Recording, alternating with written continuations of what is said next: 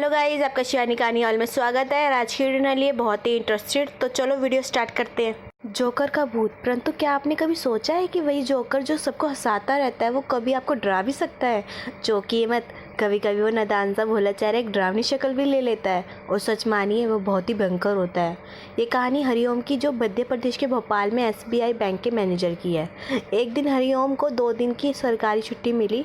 वैसे तो हरिओम काम में बहुत व्यस्त रहते हैं और अपने घर वालों से ज़्यादा मेल जोल नहीं कर पाते। इस बार छुट्टी मिलने पर उन्होंने अपने बच्चों को, जो कि एक 10 साल का और दूसरा 14 साल का था, कहीं बाहर जाने का प्लान बनाया। तो वो संडे को दिन में अपने बच्चों को गाड़ी में लेकर निकल गए घूमने। वैसे तो उनका प्लान जू जाने का था, पर जब वहाँ पहुँचे तो जू बंद था।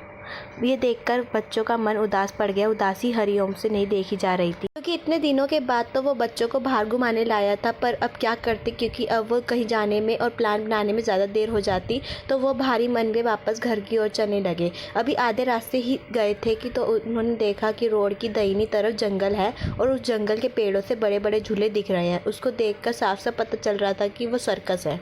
पर हरिओम सोच में पड़ गया, क्योंकि वो उसी रास्ते से गया था, पर वो सर्कस और झूले नहीं दिखे। पर अब ये कहाँ से जितनी जल्दी आ गए?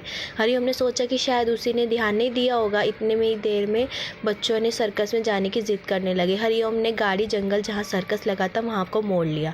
वो जैसे जैसे सर्कस में की ओर जा रहे थे, लोगों की शोरगुल आवाज़ें आ रही थी, मानो बहुत से लोग सर्कस में हो। सर्कस का दरवाजा अब दिखने लगा था। हरिओम ने गाड़ी गाते के पास खड़ी कर दी और बच्चों को लेकर चल पड़ा सर्कस के अंदर।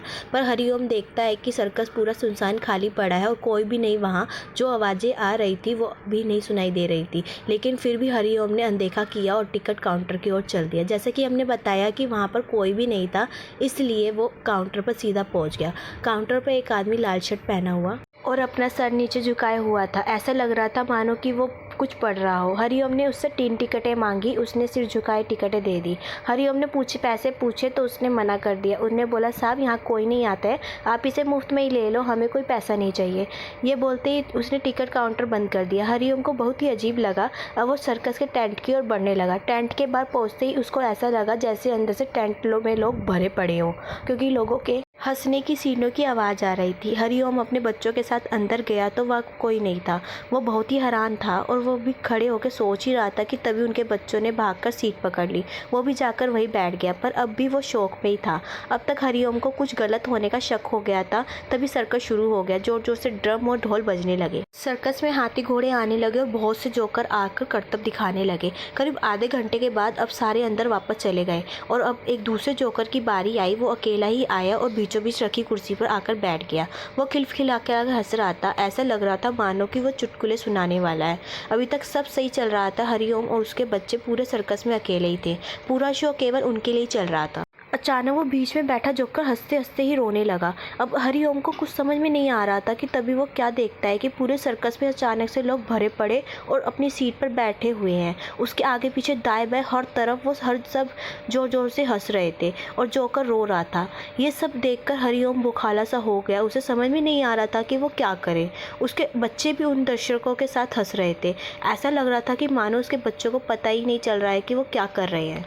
हरिओम उस जोकर की तरफ देखता है। वो जोकर रो रहा होता है। तभी वो जोकर रोते रोते सीढ़ियों से ऊपर चढ़ने लगा, जहाँ करतब दिखाया जाता है, और वो ऊपर चढ़ते ही वहाँ से कूद गया। अब वो ज़मीन पर पड़ा था और वो चारों ओर खून ही खून था, पर अभी भी दर्शक हंस रहे थे।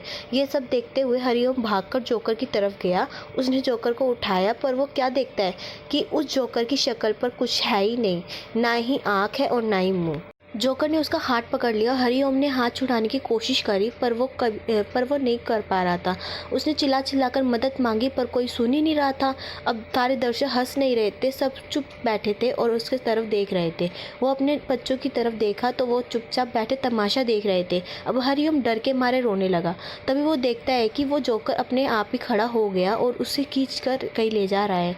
वो अपना हाथ छुड़ाने की कोशिश कर रहा था, पर वो नाकाम रहा। उसने देखा कि आगे एक बहुत बड़ी आग लगी हुई है और वो समझ गया कि उस आग की तरफ ले जा रहा है। अब हरिओम का मुंह सूख चुका था और हिम्मत हार गया था। अब वो बेहोश होने के कगार पर था। तभी जोकर आग के पास जाते ही उसने हरिओम का हाथ छोड़ दिया और खुद आग में कूद गया और जोर जोर से दर्द में चिल्लाने लगा। हरिओम ने साथ जुटाया और वापस अपने बच्चों की तरफ भाग गया। उसने उनका हाथ पकड़ा और सर्कस से बाहर भागने लगा। वो जैसे तैसे गाड़ी में बैठा और गाड़ी भगा दी। अब हरिओम ने राहत की सांस ली। अभी जंगल का आधा रास्ता पूरा ही हुआ था। तभी वो देखता है कि वो जोकर हाथ में एक बोर्ड लिया साइड में पेड़ के सहारे खड़ा है और उसके मुंह पर बहुत बड़ी हंसी है और उसके बोर्ड पर लिखा है दोबारा ज़रूर आना। गाइज़ मेरी वीडियो कैसी लगी? अगर अच्छी लगी है तो लाइक कमेंट शेयर और सब्सक्राइब जरूर करें। Bye bye guys.